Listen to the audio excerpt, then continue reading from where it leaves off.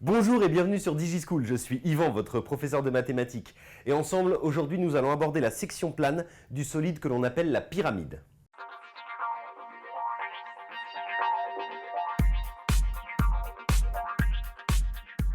Exactement comme pour le cas du cône de révolution, dans le cas de la pyramide, nous n'étudierons qu'une seule section plane, qu'un seul type de section plane.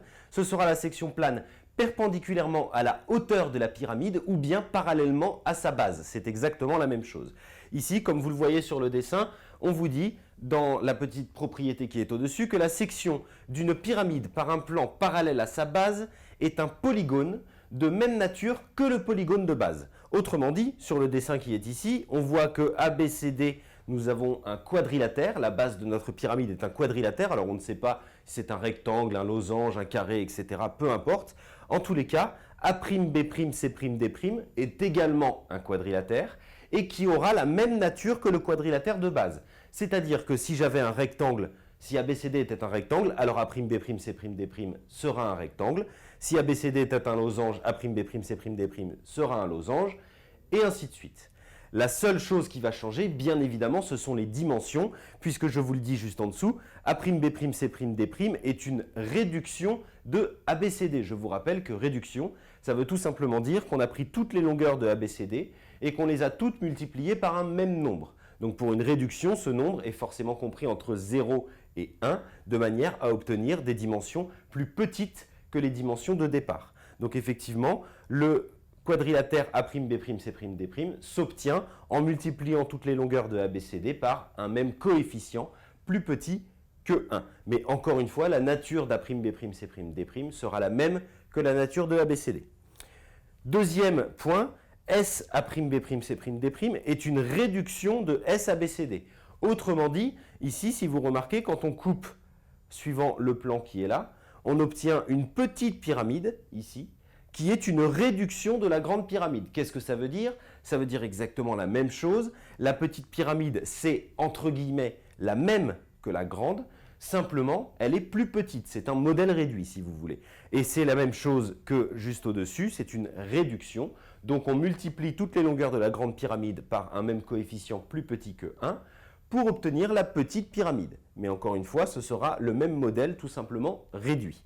Et le rapport de réduction, puisqu'encore une fois, c'est cela qui va nous intéresser exactement comme pour le cas du cône de révolution, c'est le calcul de ce rapport de réduction pour ensuite pouvoir simplifier les calculs de longueur, d'air et de volume. Donc le rapport de réduction pour cette pyramide, eh bien, il s'obtient exactement comme pour le cône de révolution en prenant une dimension sur la petite pyramide, n'importe laquelle, et en la divisant par la dimension correspondante sur la grande pyramide. Un petit peu comme vous pouviez le faire par exemple dans le théorème de Thalès. Donc regardons ici par exemple, si je prends SA' sur la petite pyramide, eh bien je vais le diviser par SA sur la grande. SA' c'est ce côté-là, eh bien ça correspond au côté SA sur la grande pyramide. Donc le rapport de réduction, il peut se calculer par exemple en faisant SA' sur SA. Je pourrais également faire encore une fois la même chose avec SB', cette fois-ci sur SB. Je pourrais faire encore SC' sur SC, SD' sur SD.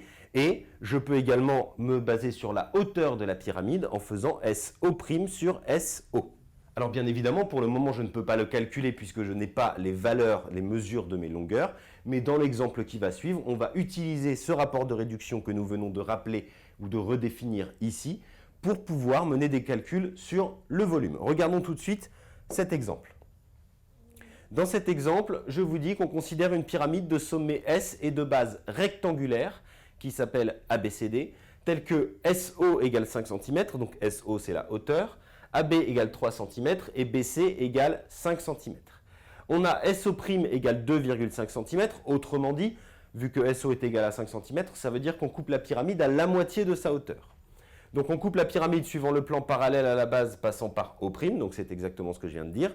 On note S'A'B'C'D', la pyramide obtenue. Question 1, calculer le volume de SABCD. Question 2, calculer le rapport de réduction. Et question 3, en déduire le volume de S'A'B'C'D'.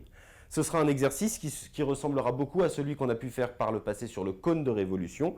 Donc on y va. Petit 1, calculer le volume de la pyramide de base, la grande pyramide, entre guillemets. Donc, le volume d'une pyramide, je vous le rappelle, c'est égal à l'aire de la base multiplié par la hauteur divisé par 3. Ici, notre base, c'est un rectangle, d'accord? L'aire du rectangle, c'est très simple, c'est tout simplement longueur fois largeur. Autrement dit, j'ai deux dimensions différentes pour un rectangle. Je les multiplie entre elles. Donc, ici, l'aire de la base, ça va être tout simplement AB fois BC. Ça, c'est l'aire de la base. Je dois multiplier encore par la hauteur. La hauteur, c'est celle qui s'appelle dans l'énoncé SO. Donc, je fais fois SO et je vais diviser le tout par 3. Je peux remplacer ensuite par mes valeurs. AB, c'est 3 cm. BC, c'est 5. Et SO, c'est 5 également.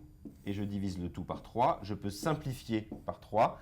Ça va me donner une R égale à 25. Un volume, pardon, égal à 25.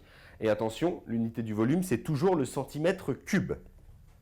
Je vous rappelle rapidement pourquoi centimètre cube. Tout simplement, ici, vous remarquez qu'on multiplie une longueur par une autre longueur. Autrement dit, centimètre fois centimètre fois centimètre. Ça nous donne bien des centimètres cubes. Voyons ensuite pour calculer le rapport de réduction. Donc le rapport de réduction, c'est exactement ce qu'on a vu tout à l'heure. On va prendre n'importe quelle longueur sur la petite pyramide et on va diviser par la même longueur sur la grande pyramide, par la longueur correspondante. Ici, je n'ai pas beaucoup le choix. Je ne connais que SO' et SO comme longueur, entre guillemets, correspondante d'une pyramide sur l'autre. Donc, je vais tout simplement calculer mon rapport de réduction en faisant SO' sur SO. Je vous rappelle, c'est toujours longueur de la petite pyramide divisée par longueur de la grande pyramide, petit sur grand. Et donc, SO' c'est 2,5. SO, c'est 5. 2,5 divisé par 5, 2,5 étant la moitié de 5, ça me fait 1,5 ou 0,5. Ça, c'est mon coefficient de réduction. Et je vous le répète, le coefficient de réduction est bien plus petit que 1. Ça, c'est très important de le repérer. Ici, on vous demande un coefficient de réduction. Si vous trouvez un résultat supérieur à 1, c'est que vous vous êtes trompé. Vous avez mal fait votre calcul.